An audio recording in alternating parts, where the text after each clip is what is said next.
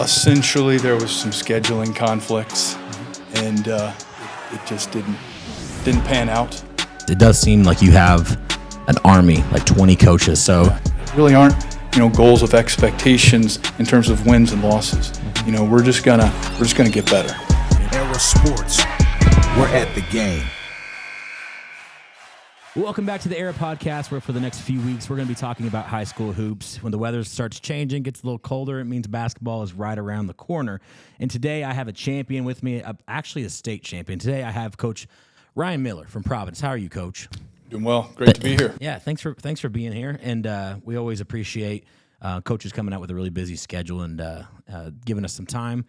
Coach, you've had 88 wins in 6 years at Providence. That's very big, and one of those wins just happened to be a state championship, which we'll get into in a little bit. Tell me a little bit about your team. We'll start with June. How did June go for you guys? Where did you play? Just a little bit about that. Yeah. Again, thanks for having me. And cool spot you got here. I like it. Yeah, June went well. We grateful to always have our local games to play in against the Louisville teams, that Matt Dennison puts on for a number of years. Always great competition there. So that's great for us to be able to just travel, 5 minutes away, either to Clarksville or New Albany, and get to face the likes of St. X, Mail, Manual, It's always a really good mix of Louisville and Kentucky schools. Louisville and Kentucky. Louisville and Southern Indiana schools. Right. Matt does such a good job. It's not going to play everybody. You're going to play in the regular season. I know a lot of times when we were sitting there watching, you got to watch like 6 and 6 of both teams play. Sure. So it's super cool. But where else did you head this summer? Yeah, so of course up at Charlie Hughes, always top tier competition there. Went up to University of Indianapolis, faced some really good teams, a lot of 4A teams and some top tier 3A and 2A teams as well. So it's good for us. I think, not that we really care about records over the summer, but went, right about 7-7 against, again, most teams were bigger than us and really solid competition. So that's, I think, what most coaches are looking for is to face quality opponents over the summer. You want to be tested. You don't really care if you win or lose. You just want to see where your guys are at. Mm-hmm. You'd like for them to begin to establish new roles, develop some leadership, and just kind of figure out what you have coming forward for the next year, and just learn, grow. So, what teams did you end up playing at Charlie Hughes? Oh, heck, who all did we play? That's a big gush. I should have prompted you for that. I know. Some good ones, though, right? Yeah. We'll come back to it. I'll think about here in a minute. You're good. Yeah. So just with the coverage that we've done for you, you are losing some key pieces from last year. No 11, a huge score for you guys, a big part of the offense, who's heading up to Marion University to start his collegiate career. Tell me a little bit about the players that you have coming back, who you're looking for. Maybe you talked about those roles. What are some players that you're looking to this year to be like, hey, you got to be a leader now? So right, yeah, you're right. Some significant losses. Guys that had been key members for us for 2 and 3 years. 5 seniors that we graduated, 4 of our starters. So it's not only in terms of production, but in terms of leadership, as you touched on there, that we're needing to replace. Mm-hmm. So, yeah, really looking at our seniors now to fill in those roles. Got guys like Whitlock, who's been, started for us some last year, got a lot of minutes. Drew Kelly, who's been seeing some minutes for us for a couple years. Preston Kempf as well. All 3 of those guys saw a lot of minutes for us last season. So they're going to have to step up. Of course, Elijah Fuller-Tucker, as a junior who started for us last year as a sophomore. And then, just several other guys that we've been really pleased with. A lot of juniors that are going to have to step up as well, and we'll kind of see how that unfolds. I like the junior class, but we still kind of need to see who's going to kind of fill in those roles. Absolutely. There's something when you talk about Providence that you can't miss is the toughness aspect of it. And you mentioned a little bit about Preston. We film football as well. I'll never forget him having to be thrown into that Charlestown game. I guess it was as a sophomore for him, and he had to be starting quarterback because Carter got hurt. Yep. What is that like for Providence students? Is that taught in the weight room? Is that taught in every aspect of school from class? That just like that warrior mindset of like, I don't care what I have to do, we're going to win. Like, where is that taught at the school? I think that definitely is part of the culture of our school. And I think we've been fortunate to have a lot of coaches currently across the board as well that see things in a similar light, to where that culture has carryover, from one season to the next, because we do have a lot of multi-sport athletes. You know. Most of our kids play 2 sports, some of them even 3. So it's good to have that continuity of culture, I believe, along with, the classroom. Really, we're really blessed. Obviously, you guys being a Christian academy as well, another really good school where people are usually aligned with their values, and the parents want you to, the kids are typically respectful, and the parents, have your back typically when it comes to discipline and behavior and those kind of things. So I think it makes it, that goes a long way in being able to push and coach kids hard, Now, Coach, you've got some new teams in your sectional this year. Is that right? That's right. Kind of tell us who all is in that mix this year. And what I are you should have thinking? brought my paper. I still, but definitely new. Yeah. Of course, the past few years it's been our kind of. There's several quality programs that's been in our sectional, but it had been at Southwestern. Yep. So they had, for the first 3 years, it was us and Southwestern, I believe, in the final for our first 3 years, and then the last 2 years, of course, it's been us and Brownstown as well. They had a few good players at Brownstown. Just a couple. How happy are you to see them go up to it was just really bad timing for us. I think our last 2 teams, in terms of regular season, had actually better records than our state championship team. So it was just kind of bad timing to have them bump down, into 2A when they had been 3A for the past decade or so. Along with, I think you have to say it's the best team in the history of the school. Yeah.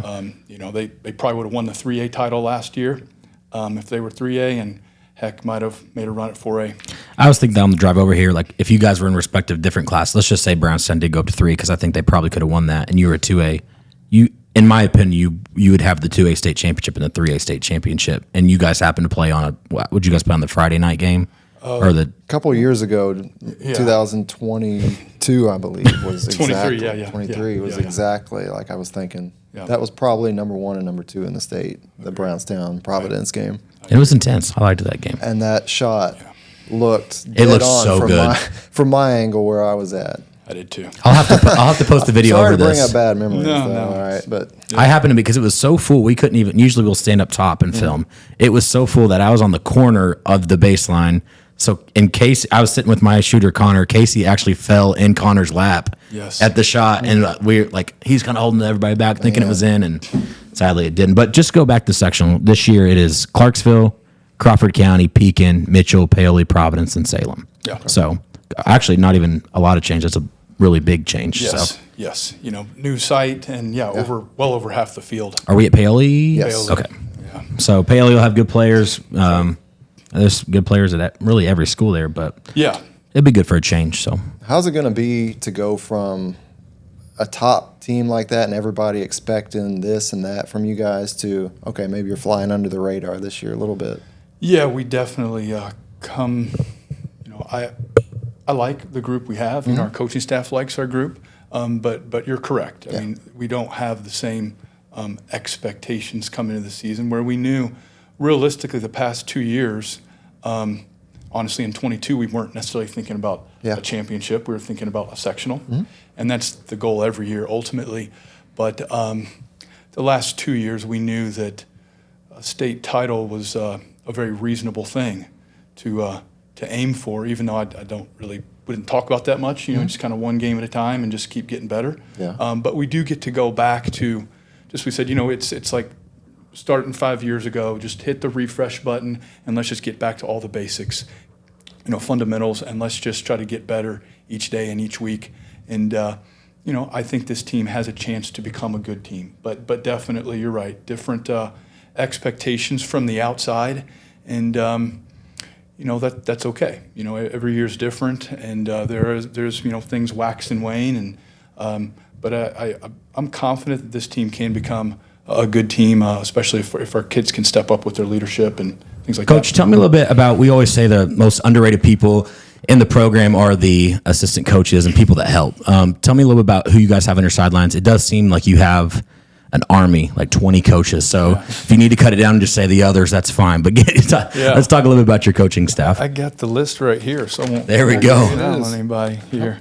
Of course, coming on board, you're right. I think any coach would tell you, just your assistants are, boy, they're in many ways just so vital to not only the day-to-day, but just everything that goes on behind the scenes that people don't fully comprehend what it takes to run a program. And I think where we're really blessed at Providence right now is we have a coach that fills each of those roles, pieces of the puzzle that have to come together. And everybody accepts, embraces, and appreciates the role that they play in our program. So coming on board initially, it was Coach Stemler, Coach Block. Solid former player, by the way. That's right. That's the thing I say about Coach Stemler is, he was actually team captain when he was at IU on a top 10 team in the nation, DJ White, Eric Gordon, that group. So that says a lot whenever you got somebody who's a team captain at a place like Indiana University. You're a good leader. You know the game. So he came on board, initially, as did Dan Block, who was actually sitting sideline at IU for the 2002 championship game. He was there under Coach Davis and previously under Bob Knight as a student manager. And then Brad Denman. Those three kind of came in initially, and then we've built upon that to, as you say, to form the rest of our Army. Guys like Mike Gosman, Coach Goz, Madison There we go. Gall, Madison guy there from Madison Shaw. Got Bart Mikowski, who we call, he just leads us in prayer. He's a theology teacher and does so many things behind the scene in addition to on the court in practice. Coach Goz just leads so much stuff, off-season stuff. He'll kind of do a lot of those, the boys, and that's huge. Chris Carruthers, of course. Shout out Chris. He was a Era Elite coach this weekend. Yes. So we had him on our staff too. So Coach Carruthers, we were And a Christian Academy guy. So he's my boy. Academy, I know. He's a great addition. We found him early on. We were, it goes. Coach Block and I were going to ask him as we were building our feeder system. We were looking for a good fourth or fifth grade coach. Mm-hmm. And after we met Chris, we were like, all right, we need you on the high school staff. Yeah, Chris is our JV coach, does a tremendous job, also helps out a lot with varsity, and a tremendous scout. He could definitely, we have several guys that could be head coaches. He's one of them, no doubt. Our freshman coaches, Griffin Libbs, Hunter Byerly, Sean Morris, all guys that played at Providence, so they get kind of the way we do things. And then a new guy that we're adding, one of my buddies, we go back from our Floyd Central days, Coach Greg Walters. Nice. So, again, we have probably 4 guys on our staff plus that could actually be a head coach, but everybody chooses to kind of embrace the role they have and, say no egos allowed. Everyone has their job, and I think that's what makes it enjoyable is that we all truly enjoy each other and we're all truly friends. Off season we're hanging out some too and talking, and so yeah. Really blessed, and I think we're going to add one more guy. Yeah, I can't say who it is yet, but another. I got a little bleep addition. button. You can just say it if you want. But yeah, no, it's a wonderful group of guys. That's great. And going into I'm looking right here at your season last year, ended 18-4. I know you might know this stat. Where did you guys land on strength of schedule for your class? Because you're not really afraid. I mean, you played Cathedral and Jeff back-to-back nights. Was it back-to-back nights? Yeah, pretty much. Yeah. I didn't look exactly. I mean, I know pretty much every year we're up there near the top for 2A. And, that's a testament to how strong this area is, and we want to, play the best. And, last year we lost to 3 teams. Jeffersonville, who was one possession away from being in the final. Yep. Cathedral, who I think was for sure a top 5 team, and they'll probably be, I'd imagine they're the favorite to win 3A this year, even though they're 4A, probably could compete for a 4A title, honestly. And of course, Brownstown. So, it was a brutal schedule. Scottsburg, they were obviously tremendous last year, faced them. Silver Creek, of course, is always good. You got the Scottsburg win in overtime. That was a good game. I remember Yeah, that. that was probably our best win of the season last year. They were a great team. So are you gonna try to keep scheduling up this year and play those sort of teams, or now that you're kind of flying under the radar, are you gonna schedule according to who you've got? No, I want to always play. You want all the smoke. I don't care about records, wins, losses. I want to play the best and get better and compete. And things will take care of itself that way. New Albany. I mean, we're really just grateful that programs like New Albany, Jeff, Floyd Central, the big schools, and the great 3A schools, and then Christian Academy, I think, is going to be. And I apologize if I'm leaving teams off. Borden always has a good program. And I wish I had my. Well, I do have it. I can't list everybody, but it's just one after another of just quality programs in our Silver area. Creek's in there. That's going to be a really good school this year. And we talked about, you said Henryville, Coach Hill's coming later. I mean, he always does a great job and has good program, good teams, just multiple solid programs that we're really fortunate to have in this area, and only makes us better, I think, Okay, are we going to be in the Silver Creek tournament again this year, or what's going on there? Yeah, that kind of fell through, I think. Essentially, there was some scheduling conflicts, and it just didn't pan out. We'll be playing up at Delta in a tournament up there. Okay. They're always a top tier program, and the Holly tournament was fun for a number of years, and some good rivalries there with programs who we respect and have been playing for a long time. Sometimes things change, and we just got to roll with it. Let me ask real quick: who would you say you've been at Floyd Central as an assistant? You've been at Providence for, what'd you say, 5-6 years? Yeah, now? just finished year 5. Yeah. Who do you feel like your best team has been? Because you had some good ones over there at Floyd. Oh yeah. Yeah. Do you think some of those Providence teams could have competed with that Floyd Central team of like 17, 18? Right. That was good. Yeah, I know. They were tall. They were good. Yeah, I mean, I think that was a 4A state title contending team. It's another case where, New Albany's not in there. Yeah. That might be Floyd Central's title. Oh, yeah.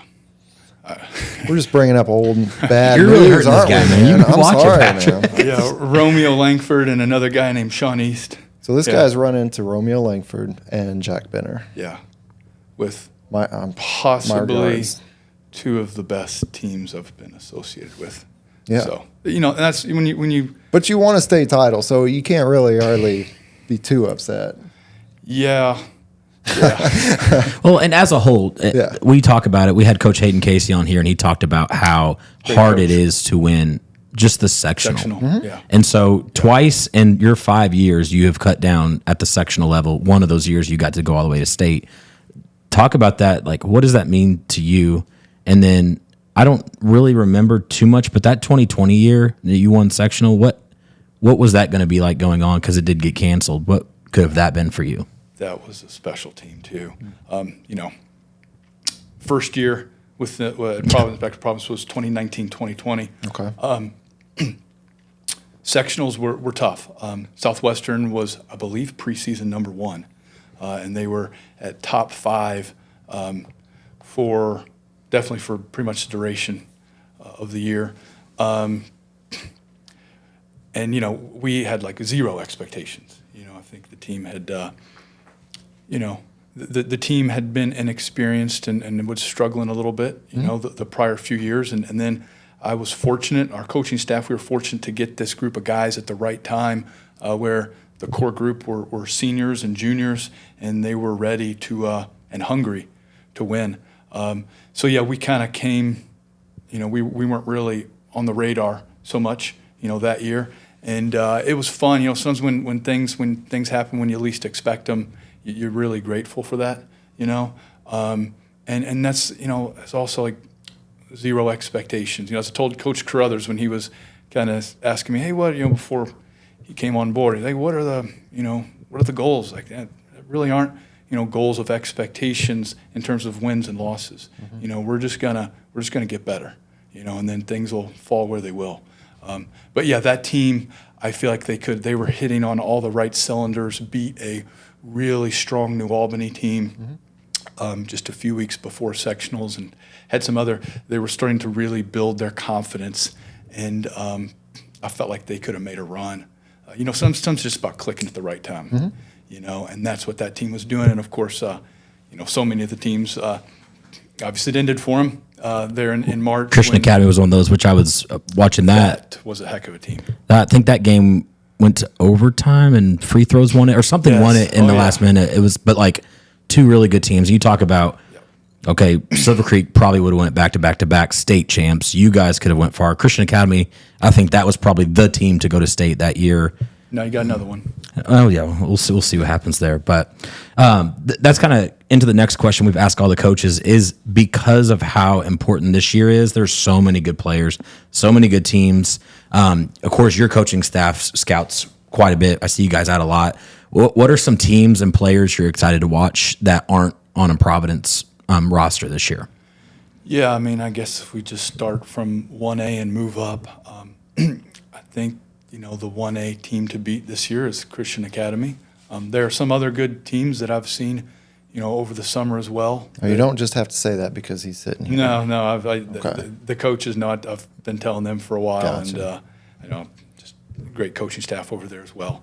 You guys do a wonderful job. A lot of respect for Christian Academy, how they play. I think there are a lot of similarities with our programs, and I'm pulling for you guys to get it done. You definitely have a shot. Yeah. But yeah, we know there's some other solid 1A programs, both traditionally speaking, and some really good coaches, at that level, who, we all know who those programs are. And, 2A, again, we went from having, I think, some state title contenders right here in this area to that's probably not in the discussion, this year at the 2A level. But, for our sectional, I would say probably Paoli's hosting it, and probably the favorites, Coach Dusty, he's the man. And Yeah, coaching your son your last year. Good. Yeah, I don't know him very well. I know him a little bit, but he's obviously played there and has had a tremendous coaching career there. I believe he's been there 13 or 14 years now. Yeah, he's done a really nice job with that program. And then some other good teams in there. Southwestern's always a solid 2A program in our area, and Coach Nussbaum does a good job over there along with his staff. So, I think things are kind of open though in 2A to a degree, and there's no maybe clear-cut front runners. Yeah. 3A. So your eyes got to light up then when you're looking at 2A like, hey, we might be able to do something. Yeah. It's a possibility, When your team is taking charges and diving on the floor in the beginning before the buzzer starts, you have a chance to win any game, Patrick. It's That's intense. the key, huh? That is the key. It's the toughness, man. They're never out of any game. I appreciate that. That's what we try to hang our hat on. Yeah. Sometimes that can be misperceived as something else, and that we got a lot of that last season from a few different directions, which wasn't real pleasant, but whatever, Well, it goes back to, like I said, I went to Christian Academy. I coached there. So Providence hasn't always been my favorite school, but being on the sideline of the football and then being in the dugout with baseball, traveling with volleyball, it's not fake. It's the most real thing. Because when I'm there, I'm like, oh, these guys, they're just doing they really believe it. Coach McDonald is, in my opinion, one of the best football coaches in the state. Just like the way you guys train, the way you guys talk, it's not fake. It's so real. And that's one thing I really admire that I wouldn't have previously is like it's everywhere. It's not just like, oh, we're diving in warm-ups. It's like, no, it's in every sport. It's in every player. It's in every coach. It's like you guys are warriors, and it's not I would fake. imagine only Thank you losing for saying about 4 or 5 games in the last couple of years. Yeah, it's absolutely not fake. You can't fake that. No, I appreciate saying that because, I know there are a lot of I've had a really good relationship. I respect all the coaches in our area tremendously. I think we have a lot of tremendous top-tier coaches in the area, and it shows in their programs. It shows in their consistency and continuity of success and quality. But I will say that there is out in the community sometimes a little bit of a misperception about who we are and what we're about. And I will say this on Air Sports First, that like private schools get all the time, like you recruit. No, these players you're talking about, they've been literally across the street since they were second grade. They all know each other. They've been in the feeder programs for 15 years. They're not recruited kids. No, that's our basketball program. That's our volleyball program, football, baseball, you name it, across the board. So that I know there are some schools that do that, and sometimes we get lumped in there with it. But we kind of take pride in that 22 state championship run. One of the things that we're very proud of is that we did it with our boys. And there aren't too many schools in this day and age that can really say that. If you look at most of the state champions, the year we were in it, last year, the year before that, you just look at times are changing in that regard. And most schools have at least one or two kids that have moved in during high school, to go to that other school and kind of chase a state title with, to join forces and kind of make a superstar team. And, that's what a lot of times what you're up against. Mm-hmm. So if any kid wants to move our way, I'm not going to complain now. Yeah, absolutely. Well, we talked about it in the sectional show a couple of years ago, but now that we have you on the show, we can ask you. We talked about, however the draw goes for sectional, when you're going to have to face a Jack Bender. Did you guys prepare for that, like, throughout the year? Or what is your coaching style like? Is it like, hey, we're going to get through the year, we're going to play these people, and then we'll think about this? Or is it in your DNA, it's like, this guy's in our way, we're going to prepare for him the whole year? What's your guys' philosophy out there? I would think real quick, take 10 to 15 minutes every practice and be like, this is something they're doing, let's work on this real quick. Is that something? It was on our mind every day. Yeah. Yeah. Good, honest answer. I like it. Well, and it's like Charlestown. Matt Lynch was on here saying, we know we have to beat Silver Creek, and they're our rivals, so we're going to talk about them all the time. There's other coaches like, hey, we know we have to play these guys. And the cliche thing is that, like, the regular season doesn't matter, which it really doesn't. March matters and what you do, but because we don't seed or anything. So, like. Yeah, let's ask that question real quick. Well, how do you feel about seeding in sectionals? And I'll tell you what I think, and he'll tell you what he thinks. I wish it were seeded. Okay. It's interesting sometimes how because here's my thing: the regular season should matter. Mm-hmm. Now I've found out the past years, and I've always known. It's like again, that's after these last 2 years that had probably two of the best regular seasons we will ever have. Yeah. But at the end of the day, it's like we didn't get a sectional, so it's you're still left honestly frustrated by that. Now, you still tell the boys, hey, the big picture, though, it's about lessons learned, relationships developed, and memories made. That's ultimately what it's about. But when you get to make those postseason runs, all of those three areas just increase exponentially. And it's just awesome for your community. I think there should be seeding, I know there's different ways of doing it, whether it's just, you go Sagarin or maybe everybody has to play each other and then you kind of rank it like that. It doesn't have to be perfect. It just would be nice if it were something. There just seems to be a rule where Providence and Brownstown didn't meet before Saturday. Yeah, I mean, it has been interesting how oftentimes it's played out. That when we were at Floyd and New Albany was there, we would typically meet up in the final with those great New Albany teams when they had Romeo and Sean East and Coach Shannon. All those great teams that he had. And our Floyd teams, we'd be, both top three in the state. Yeah. I don't know. I don't know how that works out. But yes, I agree. I don't like meeting up. Like you can have, and sometimes you see, especially with these Indianapolis schools, you'll have maybe the two best teams in the state. Those 4A, where they're meeting up in sectionals, and that's first game Tuesday night. So what do you guys think about that? So he agrees with you. Is that right? I agree. Okay. So my thing would be, as a coach, sectional draw is 10 days to 2 weeks before. Mm-hmm. So you play, let's say you're the second best team and you're playing in Brownstown or New Albany or whoever on the first round. You have 2 weeks to prepare, as opposed to you play them on Saturday night and you have a morning or an afternoon to prepare. That's correct. So that would be a pushback. But the other team's in the same position as well. Yeah. So you're really getting your best game, even though you're both tired. I mean, ultimately, just win the damn game. I mean, just play and win who's in front, right? But yeah, because then that would be the only thing that's seeded, because then you get to regional, you could still have basically a de facto state final game in regionals. And, as a fan, like if there's 4 or 5 really good sectional championship games on Saturday, you can only be at one. So I like to kind of spread it out a little bit. A good game on Friday, a good game on Tuesday. So let's do it for the fans. Well, that's just a part of it.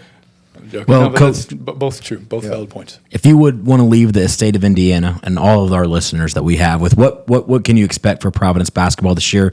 What are a couple points that you want to leave them with? What should we expect when we watch the Pioneers this year? Hopefully what we always are. Play hard, play smart, play together.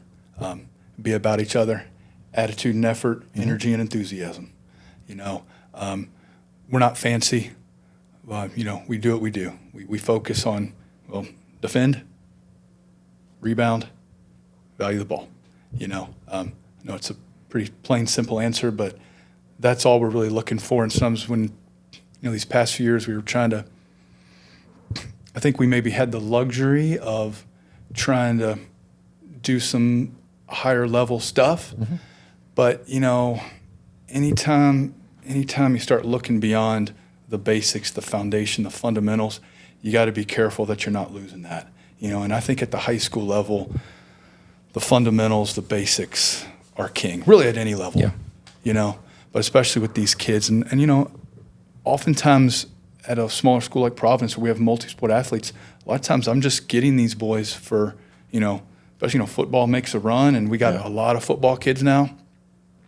We're getting them for, November, and then just through the season, and then we get them in June, and then they're back to their other sports. So, we have a handful of guys that we will have around, and that was nice when we won. We had a lot of kids that were around the whole fall. Mm-hmm. That's another thing people are saying, the 4A schools, those kids are playing pretty much year round. When I was at Floyd, we'd have open gyms in the fall. We'd have 30 plus kids. Oh yeah. We'd have all of our basketball kids were with us year round, and it's just a little different. And I think you just got to be careful to not miss out on the basics, the fundamentals, because that's where it's at. Real quick, because I don't know if I'll have any other Providence coach on here. I need you to tell me a little bit about that weight room. That beautiful weight room. How awesome is it to have that? It's awesome. I was just in there today working out and, getting all our athletes in there, getting our students in there. We're so blessed at Providence to have people who really believe in what we're doing and our mission, and understand that, athletics is a very valuable extension of the educational process, right? And I tell the boys, all the classes are important, and, obviously you say academics first, right? True, but this is part of your educational formation, athletics are. And we have people in our community who understand that and who support that. We had multiple families and businesses, most of all the Mac Construction, the Unruh family, but multiple families and businesses who made that possible. So we're incredibly grateful for that. We were long overdue for an upgrade. Oh yeah. If you saw our old one. I did. Stark contrast. But yeah, it's a facility that our student athletes will be able to use for years to come, and have fun getting after it in there. Right. Awesome. Well, thank you, Coach, for coming out, making time for us. As always, please like, share, subscribe this, and be looking out for the rest of the episodes coming up before the season starts. Thank you, guys, and we'll see you next time. Era Sports. We're at the game.